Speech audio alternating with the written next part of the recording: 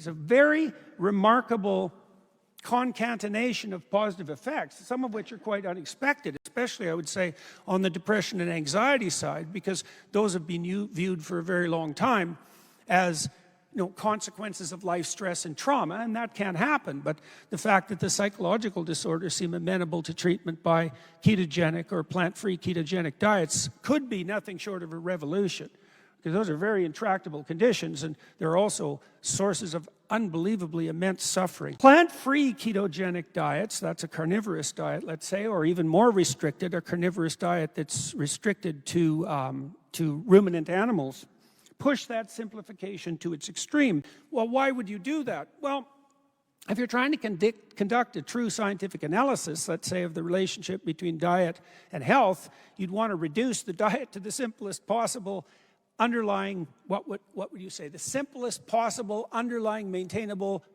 structure. And we know that that can be attained with a carnivorous diet. You can live on that for a very long time. In fact, whole societies have done that, for, like the Inuit in northern Canada, and they've survived on primarily meat for, well, their entire cultural history. So we know that that's possible. If your symptoms don't resolve in consequence, well, then there's no loss, except that it's a difficult diet to attempt. And if they do resolve, well, that's a pretty good deal for you.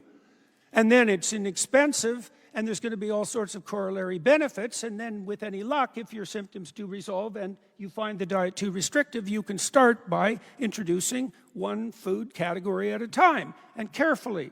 And so with any luck, you'll be able to get back to something approximating, hopefully not a typical American diet that's sugar and carbohydrate loaded, but at least one that's varied enough to maintain your interest.